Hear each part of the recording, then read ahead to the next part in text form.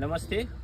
पूर्व प्रधानमन्त्री केपी शर्मा ओलीज्यू, यहाँले त गुइठा मात्रै भन्नुभयो कि हामीलाई यो गोबरबाट बनेको चार थरीको हुन्छ कि यो 2 महिना 3 महिनामा तयारी हुन्छ यो र 2-3 महिनापछि यो यसरी भयो यो माथि फेरि यसरी सजाउँछ। यो भनेको के भयो भने गोरहा, यो अब फेरि यसमाथि राख्छ, फेरि यसमाथि यसरी राख्छ, यो भनेको गोरहा भयो।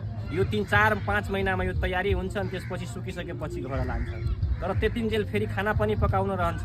अनि यो अर्को प्रकार भयो, यसलाई भनेको गोरहन्नी भन्छ। यो यसमा पराली राख्छ अनि अरहरको त्यो राठा भन्छ त्यो राख्छ अनि त्यो राखेर बनाउँछ अनि त्यो भनेको गोरहन्नी भयो। र त्योभन्दा छिटो सुकाउन छ भने यो भनेको चिप्री भयो। यो चिप्री भयो। तेस्रो प्रकार भयो। र चौथो प्रकार के भयो भने जसलाई तपाईँ गुइठा भन्नुभयो नि, र यसैको भाँचिसकेको जुन हुन्छ नि यो सिङ्गल, यो सानो सानो, यो भनेको गुइठा भयो।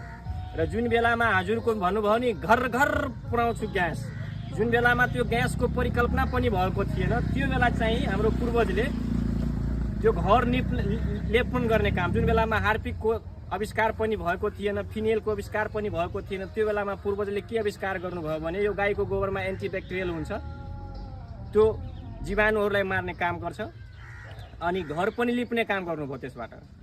अनि सुकाएर यो खाना पकाउने काम पनि गर्नुभयो। आज आएर त ग्यास सिलिन्डर भयो, ग्यास चुलो भयो। त्यो बेलामा केही थिएन। र अहिले पनि गाउँ भनेको आश्रित यसैमा छ, केही चाहिँदैन यसका लागि। र तपाईँ कहिले आउनुहुन्छ, कहिले बनाउनुहुन्छ, घर घरमा पाइपलाइन कहिले प्रसारण गर्नुहुन्छ, तर आवश्यकतै छैन कि यहाँ। यो एकदम फास्टमा पकाउन यो चिप्रो, यसलाई चिप्रा भन्छ कि चिप्री भन्छ। यो एकदम सुकिसकेको छ। यो 4 प्रकारको हुन्छ, सिकिहाल्नु। गुइठा मात्रै नभन्नु, अब 4 प्रकार छ, गोरहा, गोरहन्नी, गुइठा र चिप्री। र हार्पिकहरू हाम्रो गाउँमा युज हुँदैन अहिले पनि, त्यो गोबर लिएर लिपन पोतन हुने काम हुन्छ। यति हो 4 प्रकार। प्रधानमन्त्रीजीको लागि यो, पूर्व प्रधानमन्त्री केपी शर्मा ओलीजीको लागि यो भिडियो समर्पित छ। हस्त, धन्यवाद। जय राष्ट्र, जय जनता।